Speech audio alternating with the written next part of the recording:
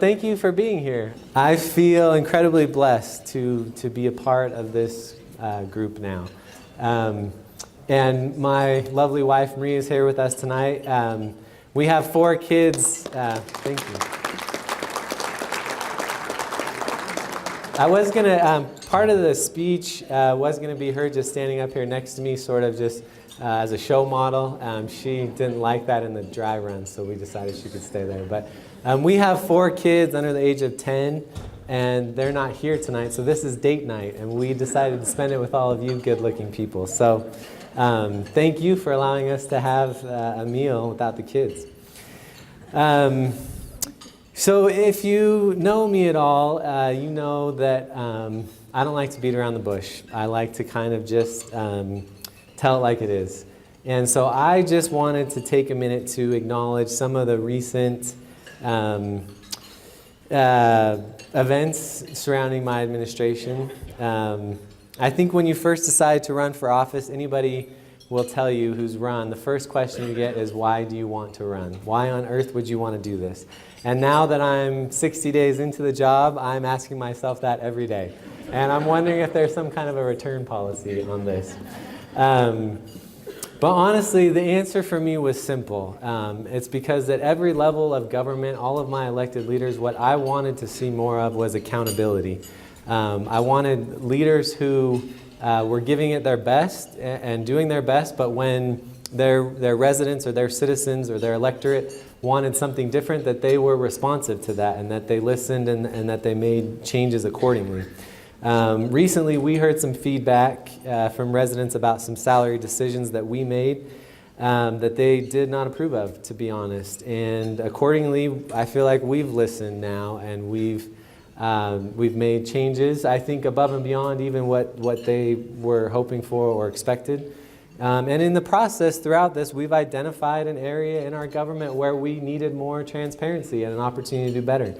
And so I'm grateful that we can work with our city council now to hopefully come up with some kind of compensation committee that can be a combination of council members and citizens, and that we can have more transparency in this element of our compensation. And so frankly, I'm proud that I can look each and every one of my residents in the eye, all of you here tonight, and say that I've been accountable.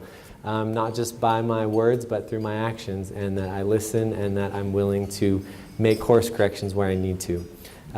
Because above all else, I want everybody to understand that that's really the standard by which I'm going to judge myself, and by which I hope all elected officials judge themselves, is by how accountable and responsive they are to the people that put them there. Because really, it's all of you. It's all of the volunteers here tonight, and all of us citizens who make Sandy this vibrant, flourishing community that we all love to be a part of. It's the small business owners that provide tremendous services to our community. It's the citizen or resident that notices a pothole, or thankfully now notice that their street isn't maybe plowed as well as they would like it, and provides that feedback. We couldn't say that 2 weeks ago, Mike. We can say that now. It's just all of us. It's our. We've heard a lot lately about preserving and protecting our open space, and it's our residents that are passionate about taking care of those treasured resources so they're here for future generations. No matter what your passion is or what your focus is, it's about all of us being engaged and staying engaged and making Sandy what it is. And so oftentimes we hear, I think our elected officials say, I'm the only one that can fix this, that my leadership is the only way this community is going to flourish. And that's not the philosophy that I subscribe to. I feel like my duty as your mayor is to implement the solutions that you would like to see, to provide the services at the level that you would like to have them at. It's not my duty to tell you what kind of community you want to be a part of, what priorities are important to you. I feel like, and we've all seen this now, it hasn't happened for a long time in Sandy, but elected officials do come and go. But all of you, all of us, our families, we stay, and this is our community, and we are the secret sauce. We hear that all the time. Sandy has a secret sauce. I hate to deflate all of my department heads who are here, but it's really not you guys that are the secret sauce. It's not me. It's our residents. It's our families. That's the secret sauce that makes Sandy what it is. And so as I was campaigning throughout this last year, which, by the way, is about the worst way to spend a year you could possibly drum up. But I heard from many of you that what you wanted to see was a city government that listened to your thoughts and concerns and was accountable, like I mentioned. I heard that you wanted the opportunity to be more engaged. But oftentimes, let's be honest, life gets in the way, right? We have families, we have jobs. And so you wanted help, you wanted our help in making our city government easier for you to access and to be a part of. I heard that you wanted more transparency around how we spend our tax dollars, including where we allocate money throughout the city. I heard that you wanted a city that utilizes more smart solutions. I think you wanted, what I heard over and over again was you wanted all of these other kind of intangibles, all the things that make a city what it is. And so I listened to all of those suggestions throughout all of the meet and greets with the Sandy Moms Club and with our small business owners and our Rosegate Apartments. I think it's been renamed, but some of you who are here, I think it's the Cottages now. You've been upgraded from Rosegate to the Cottages. But wherever it was and whoever we were participating with, I heard these concerns over and over again. And so I'm excited tonight to sort of lay out for you some of kind of these foundational principles upon which we're basing our new administration going forward upon. And these foundational building blocks, I believe, are really going to bring Sandy City, our government, more aligned with the desires that we have as residents. And we've deemed this sort of a citizen-centric focus or a citizen-centric community. And so what that means is that everything that we do at every level of government, and I know it's only been a couple months and my department heads are sick of hearing it, but the question I ask over and over again is, how does this benefit our residents? That, I think, is the question, and to another extent, our employees as well. But how is this benefiting the people that we are supposed to be serving? And so it's everything. It's customer service, it's better communication, it's a higher level of accountability. And so one of the first things that we helped implement with our city council along this sort of citizen-centric focus was a live streaming service for our city council meetings.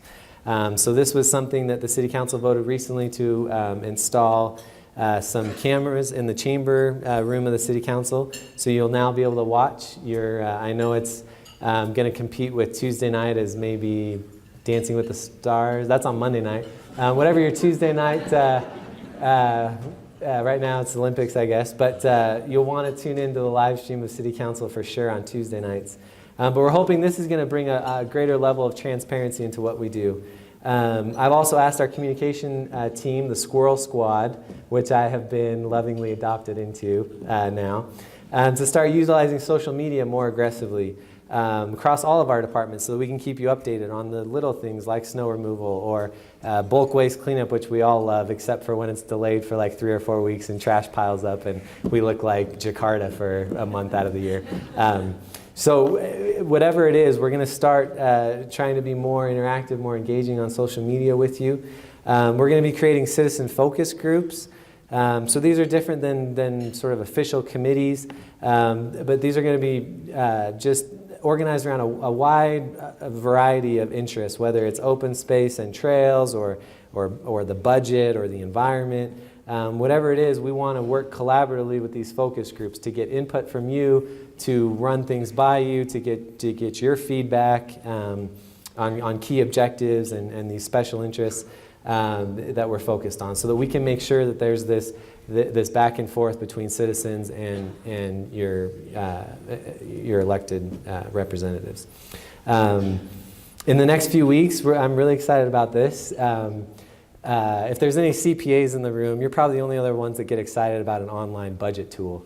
But we are going to be rolling out a new software program that's going to allow all of our residents to go online and see the Sandy City budget. And we're not talking about like Utah Transparency where it's itemized out and it's just a whole bunch of numbers. This is colorful and it's graphs and it looks like a 5th grader's math book. So I love it.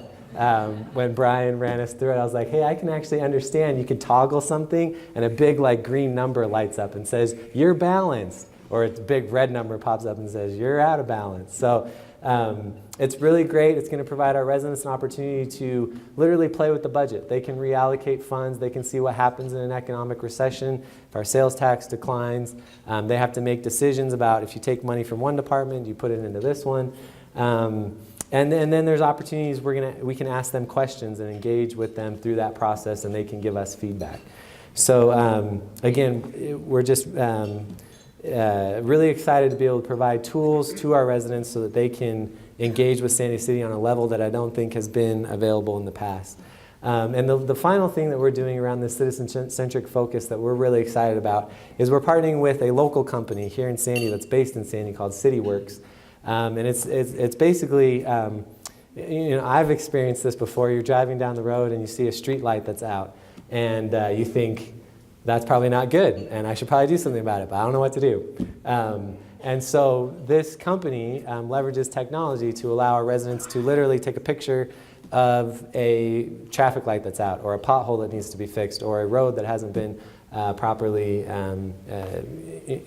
snow removal hasn't been done, or whatever the issue may be. And it geolocates through the picture. They upload it to our Sandy City website. We know exactly where it is. They can track how long it's taking us to be able to respond to that. They know where their complaint or where the suggestion is. And then we can report back to all of our citizens and residents on how long it's taking us to react to these things, and is really going to provide a level of transparency and accountability that I think is really unheard of in any local government. So very excited about that. The second building block that we're kind of basing this new administration on is what we've deemed smart solutions. And I don't have to talk to you about how technology has revolutionized everything that we do. I literally, my wife and I live right off of Newcastle, right across from Quail Hollow Elementary School. We live directly across the street from the church that we attend. So literally once Amazon starts delivering groceries, I pretty much never have to leave my house. So technology is revolutionizing everything that we do. I feel like, except for when it comes to government, we take a screeching halt in technology when it comes to government. And it doesn't have to be that way. And that's what we're trying to do, is bring Sandy City, and hopefully we can be the standard bearer for all governments here in Utah about how we use technology to make our residents' lives easier. And so really, there's a couple, there's some low-hanging fruit. We're moving from, I don't want to bore you with all the details, but we're moving from a paper-based system to a paperless system citywide. So whether you want to look up old campaign finance documents, whether you want to look up grandma requests, anything the city has received that historically has been a paper-based document, all of those are going to be transitioned and available online. So you can go online, search those, find those. You don't have to come down to the city recorder's office, although Molly, who I think is here, loves seeing you all and making copies for you. We don't have to do that anymore. You can access all the documents online. So that's coming forward. We're also going to be hiring a quality improvement specialist to work with all of our departments. So this person's going to come in and basically help us identify where we can leverage technology to identify more areas within the city to save money overall. We're also going to be revamping our emergency management system and utilizing our community coordinators in a way that hasn't been done before. So we've all seen the headlines lately, unfortunately, another tragic mass shooting. We just can't be too careful when it comes to how we're prepared for an emergency crisis here in Sandy City. And so we feel like there's a great opportunity to leverage technology and our community coordinators who have a footprint in all of our communities, and we can really pair those together so that if, God forbid, we have a situation where we have an emergency crisis like that, we want to make sure we have people in our neighborhoods who are connected directly with the city and can get you all the information we need as soon as possible. And so the last building block I want to touch on is really going to focus on value-driven innovations. And without getting too much into the details, because this is a Harvard business equation, but Matt talks about this incessantly. I can see all the department heads already going crazy because it sounds like a cabinet meeting. But the bottom line is what we're trying to do is drive value.